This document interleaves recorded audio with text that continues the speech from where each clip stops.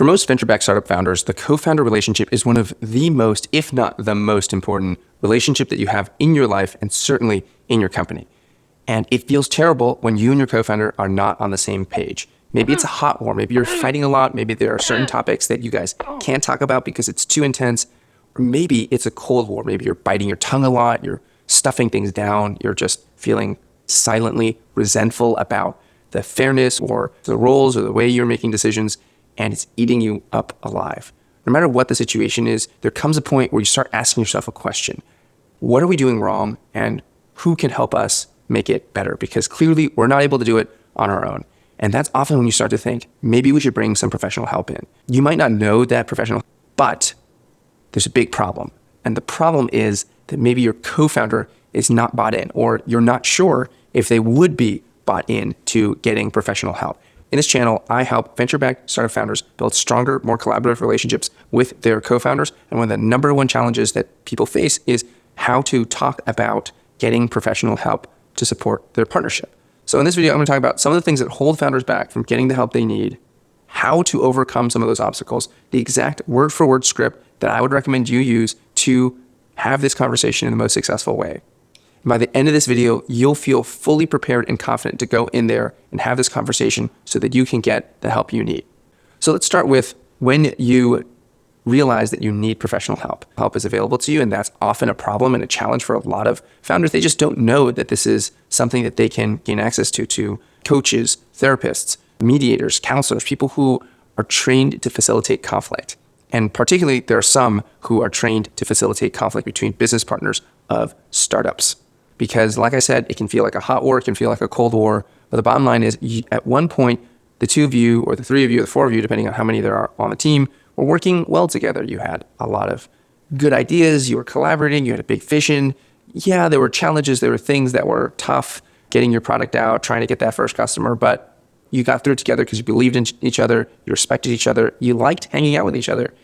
And at some point, things started to change. Often it comes when the business starts getting more successful because the stakes are becoming real. The stressors are becoming more intense. You start to get less aligned because there's so much going on that's hard to stay on the same page.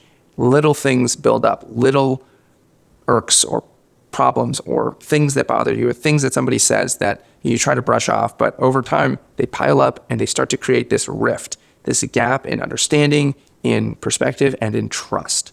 Trust is a word I hear very often in the clients that I see in my practice. The loss of trust is a huge deal.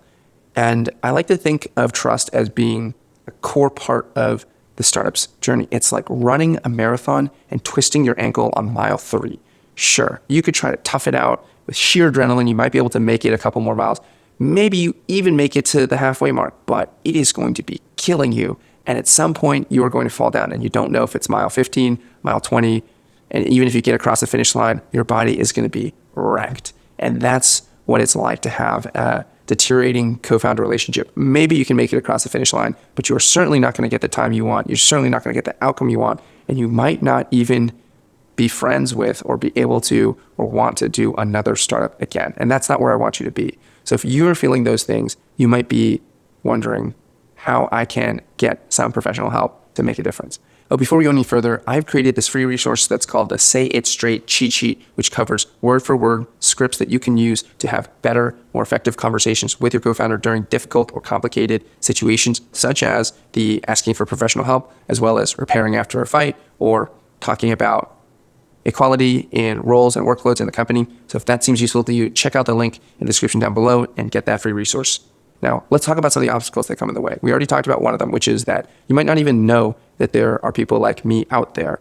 And I feel like co-founder conflict resolution is like couples therapy 40, 50 years ago. People were going and getting help, but it was not necessarily that well publicized. I felt it maybe a little shameful. And now we've got those TV shows. We've got couples therapy on TV. People are talking about proactively seeking premarital counseling. There's a lot more understanding of that. And I think we're going to get there with co-founder conflict, but we're still in the early days of that. Now, another reason why people have trouble with this is that they feel like maybe this is just a pure compatibility issue. Maybe there's nothing that somebody can do, that we just aren't a good fit for each other. And once again, this is a weird way to think about it because you made the decision to work with this person or this set of people, and you didn't make that decision lightly. You thought about it. You guys really puzzled over this. You didn't just have a shotgun decision. I mean, it can happen, but even then, those first couple of weeks and months, you could have pulled out. You could have decided it wasn't going to work, but you stayed and you built something real. And that means that there is some fundamental compatibility between the two of you or the three of you. There is complementary strengths that you're both bringing to the table that's getting you to some level of success, because building any kind of business from scratch is so hard that you have to have some chemistry, some compatibility to get anywhere. But now you have lost it. Now you aren't on the same page and it is creating a problem. So I wouldn't think about it as fundamental compatibility, but an adjustment is necessary. Next, maybe you're afraid that actually bringing up asking for help is going to upset your co-founder for some reason. Maybe they're going to feel offended by this. And if you're thinking that way, understandable. It can just be a hot topic to bring into the equation, to the conversation. But think about it this way. If you and your co-founder want to make this successful and it's very clear that things are working in your relationship, then they should be open to, they should be at least be willing to entertain the idea of getting professional help. And if they don't, if they react really negatively or defensively to it, you might have bigger problems. And there's a video linked down below where I talk more about that. But I wouldn't use that as a reason not to bring it up, because it's going to reveal something to you. Either they're going to be open to it and you can start down that process, or they're going to react so negatively that you're going to ask yourself, is it even worth saving this relationship? Now, finally, maybe you guys are on board with getting somebody, but you're worried that it might make things worse. It might get you to pull up old baggage and say things to each other that you can't unsay, that you can't take back. And maybe that could make things worse. Now, a trained professional, someone who really knows this, is going to understand and create an environment where even if you say, quote unquote, the wrong thing, there's an opportunity to repair. And in fact, the repair is such a crucial part of this process, which we talk about in other videos.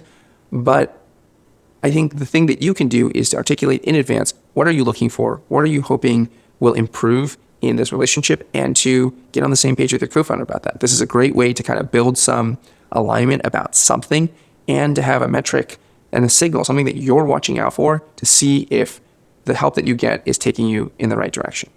Now, even if you get through all of those different obstacles, there's one more that I think is at the root of a lot of the reasons why people don't get help, and it's the pride problem. It's the idea of should. So many founders will say to me, well, this shouldn't be the reason that we don't succeed, or I would feel so bad, or I feel so dumb. It would be such a shame if our company isn't successful because of this. And what they're saying is relationship problems aren't a valid reason for a company to not do well. And I should be able to figure this out on my own. I shouldn't be having this problem in the first place. And hiring a professional might imply and might cause them to have to admit to themselves that this is a problem that they haven't been able to solve on their own. Now, let me hit you with some statistics. Based on Carta data on venture-backed founders that have used Carta to manage their cap table, around 1 in 4 founders will leave a company in 4 years. 1 in 4, 25%. And that number is underestimating the amount of companies that have conflict. Because one, sometimes a co-founder leaves a company and the company falls apart. There isn't even 4 years. There's no record of a company anymore. So sometimes the company shuts down because one of the co-founders left, and that's not measured in that data. And secondly, a lot of companies will have co-founder conflict and ultimately resolve it, or they just stay at the company even if they don't feel happy or they're not collaborating at their highest level. So I would guess that it's probably somewhere between 50 and 60% of companies that have, at least at some point in a 4-year journey, significant co-founder conflict. And what that means is that you are not alone. You are not the only company that has had conflict. You will not be the last company that goes through something like this. And now let me ask you, if you were having a thorny issue with your legal documents, or with something to do with your financial statements, or even your Meta ad account and the ad pricing and placement and CTR, would you feel ashamed to go and get professional help, to hire a lawyer, an accountant, or an ad specialist to work with you? I'm guessing you wouldn't. I'm guessing you wouldn't have a problem with that because, one, it's important, and two, why would you be an expert? Why should you be an expert? Most people, I think, would accept that. And as a startup founder, I gotta tell you, relationships aren't necessarily going to be your number one skill, your number one ability. You probably started this company because you have a great deal of ambition, a great deal of drive. You're really smart, you're willing to work hard, and you don't take no for an answer. Those are great qualities, but those are not necessarily the qualities that make for a master of partnership and collaboration.